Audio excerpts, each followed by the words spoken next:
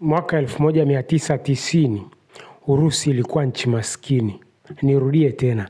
Mwaka 1990 Urusi ilikuwa nchi maskini. 90 mimi nimeshazaliwa. 90 ndio ilikuwa mchakato wa Soviet kuvunjika na Urusi izaliwe iingie katika mfumo wa kibepari. Umaskini ulikuwa si wa kuelezeka. Wenye historia nzuri watafute wakuambie. Mwaka 1990 hiyo China ilikuwa nchi maskini. Leo hii ni wakina nani wanayoiendesha dunia? Wenye akili zilizobakwa watakwambia ni Ulaya na Marekani. Ila wanaojua dunia inaendeshwa vipi watakwambia wanaoiendesha dunia kwa sasa ni China na Urusi. Putin amewaambia watu wa Ulaya yuko tayari kuingia vitani na nchi za Ulaya kwa sasa hivi. Yaani sasa hivi kama Ulaya wanajiweza kweli waingie vitani. Swala kwanza la kujiuliza, Urusi anapata wapi ujasiri? Ulaya ni bara ambalo haliwezi kujiendesha lenyewe. Lilitengenezwa hivyo na Marekani. Hasa Marekani ameshaliachia. Niliwaambia kwenye video zangu za nyuma watu wanaonifuatilia nikawaambia tunakoelekea ni lazima Urusi ataitawala Ulaya tu. Marekani amechoka kulibeba bara la Ulaya. Kwa nini? Kwa sababu Marekani naye ana matatizo yake. Hivi matatizo ambayo Marekani anayo mnayajua kweli wa Tanzania? Marekani anatafunwa na kitu kinaitwa overstretch. Kwa sisi ambao tunajifunza mambo makubwa, kuna kitu kinaitwa overstretch. Umejitanua kiasi kwamba budget ya kujiendesha imekuwa haitoshi. Inaitwa overstretch. Sasa Marekani aibebe Ulaya. Marekani apigane na China. Marekani apigane na Urusi. Wewe ndugu zangu nyie, hicho kitu hakipo. Kwanza msikilize Putin nisiongee sana. We are not planning to fight Europe. I have said this 100 times.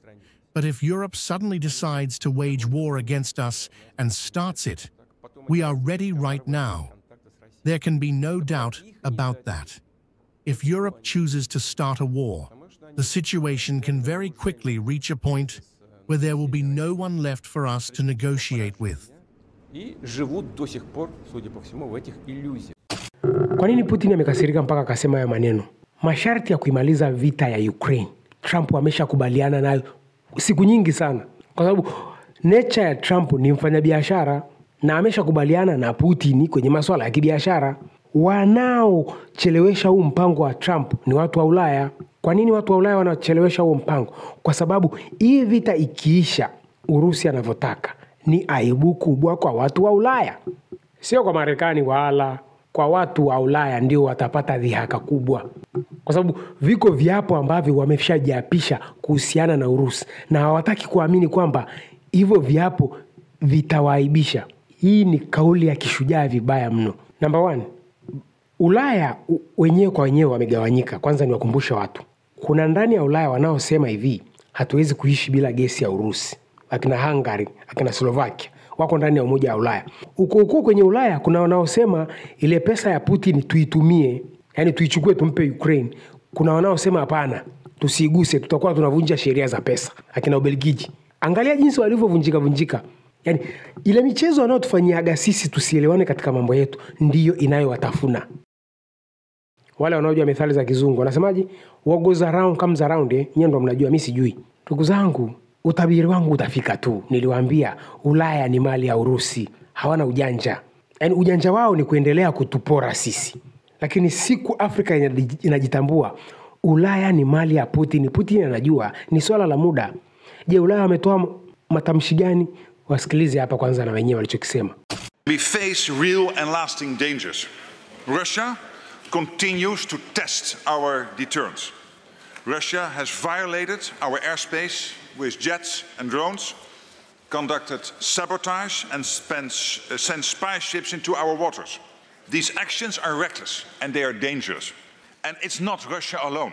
It is working closely with China, North Korea and Iran to attempt to disrupt our societies and tear up the global rules. They are preparing for long-term confrontation. And we are responding with strength, unity and resolve. European allies and Canada are really stepping up defense investments. And that's good. But we cannot afford to rest on our laurels. We all need to pull our weight and fast. We need to develop and buy core capabilities for our defense and invest in industry, in infrastructure and innovation. to stimulate production and boost resilience. We also need to support Ukraine more. Russian missiles keep causing death and destruction, and winter is here. Ukraine needs our support more than ever. We all want the bloodshed to stop, and I strongly welcome President Trump's continued efforts to end this war. Meanwhile, we must accelerate our contributions to Pearl to get urgently needed equipment to Ukraine so that it can defend itself today and prevent aggression in the future. Kwa kifupi, katibu mkuu wa NATO anachodai ni kwamba wanakumbana na kitisho cha Urusi.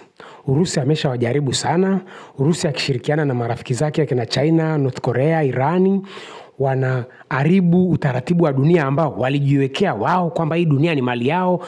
Yaani katoa vitu vyote ambavyo wanawaambiaga kwamba yani hichi kipande cha dunia wao ndio wameweka sheria, binadamu waishi vipi, wafanye biashara na nani, walale saa ngapi, waamke saa ngapi. Kwa kifupi ni nini? Imeisha hiyo. Mimi nikiwaambia mpaka mnasubiri ushahidi, si ndio maana yake? Hiyo imeisha. Putin kawaambia niko tayari hata sasa. Nataka niwakumbushe watu ni masharti gani ambayo Ulaya wanaona aibu kukubaliana na anachokitaka bwana Putin. Cha kwanza kabisa, Warusi wakishakata shamba ni mali yao. Nyinyi mnajua, watu wanaojua historia ya Urusi, wakipigana na wewe, wakikushinda, shamba lako ni lao. Cha kwanza. Cha pili, lugha yake ni lazima itumike kwako. Ndicho Ukraine ameshaambiwa. Cha tatu, Ukraine ameambiwa punguza ukubwa wa jeshi lako. Tafsiri yake nini? Matatizo yako wewe nikabidhi mimi, nitakulinda. Hapo tu. Sasa hapa pa kukata kipande cha shamba kiende Urusi ndipo Ulaya wanaona aibu. Hayo yote Trump ameshakubaliana nayo. Ulaya tu ndo wanagoma. Na Trump anakubaliana na watu wa Ulaya kwa sababu gani? Watu wa Ulaya wanabeti. Nikisema wanabeti na maanisha nini? Watu wa Ulaya akili yao ni kwamba kadri hii vita inavyokwenda mbele, pesa, gharama za vita zitakuwa zinamwishia Putin, hivyo wataishinda. Na haya maneno Marco Rubio ameshayasema. Akili ya watu wa Ulaya ni kwamba iko siku Urusi itakosa pesa ya kuendelea na hii vita. Kakudanganya nani wakati watu wanachimba pesa? Kila siku wananunua mafuta na gesi ya Urusi. Yaani Ulaya ni kama watoto wadogo sijui kwa kubeti kwao yani. Mimi nashindwa hata kuelewa akili zao kwa sababu pesa ya Putin kupigana wanampa yeye. Wao ndo wanampa, inajulikana wazi. Haya, pesa ambayo ni ya Putin wameishikilia kuanzia vita ianze, wanaigombania wenyewe kwa wenyewe. Tuitumie tusitumie, tuitumie tusitumie. Kwenye gesi na mafuta wengine wanasema sisi tunaenda kuchukua, wengine wanasema sisi hatuchukui. Nikupe jibu. Hiyo imeisha. Ukiona hamwezi kuongea lugha moja dhidi ya adui yenu, adui ameshashinda tayari. Kwa sababu ndivyo pia wanavyotutafuna sisi. Kwa kutuletea demokrasi, tunazozana huku anaendelea kuvuna mali zetu. Lazima nitawakumbusha Watanzania, maana nina wajinga wengi sana, hawaelewi ni namna gani tunavyotafunwa. Hata yule profesa wa Afrika Kusini akiwa anahojiwa kinachoendelea Tanzania alisemaje? Europe, Western love to invest where there is chaos. Na niliwekea hiyo video, lakini bado mishetani mijinga haitaki kuamini ninachoyaambia. Ni namna gani China na Urusi walitoka kwenye umaskini mpaka leo hii wanaiendesha dunia. Hawajatumia demokrasi. Walitengeneza mfumo wa maisha kwamba binadamu hale azaane afanye kazi. Basi, hii uhuru inatoka wapi? Hichi kitu watu wanachoniambiaga uhuru. Unataka uhuru wa nini? Uhuru wa kucheza picha za ngono au mpaka niambie mnatakaga uhuru gani? Sema mnataka chakula mzaane mfanye kazi. Full stop. Acheni na mambo ya uhuru. Au uhuru na maisha gani sasa hivi? Kingine ndugu zanguni, hii kazi ya kuwafundisha sometime inakuwa ngumu. Kuna group nataka nilianzishe, mtaniambia nyie. Sasa hilo grupu litakuwa na kiingilio cha kuingilia, lakini hakuna charges nyingine. Yaani hilo grupu la WhatsApp kiingilio kitakuwepo ni 1500 kiingilio, lakini baada ya hicho kiingilio kutakuwa hakuna gharama nyingine. Kama mtakubaliana nacho, nitaongea na wewe musika ataliandaa hilo grupu ili tuwe tunadiscuss in details huko, mfundisho watu wengine, maana comment nyingine zinanitia hasira sana. Swali nalo wauliza, China na Urusi walitumia method gani kukimbia umaskini? Sasa hivi wanaiendesha dunia. Nyaki mnaolilia demokrasi na uhuru, sijui uhuru gani. Putin amemwambia Ulaya yuko tayari kwa vita. Ulaya wanajibu gani? Wanaenda kushtaki kwa Trump. Trump yuko busy na Venezuela. Utabiri wangu niliwaambiaje niwakumbushe? Bara Asia litakuwa ni mali ya China, bara Ulaya litakuwa mali ya Putin, bara Amerika, yani kusini na kaskazini zote zitakuwa ni mali ya Marekani. Utabiri wangu utatimia hata kabla sijafa. Tuelimike, tusiwe wasomi.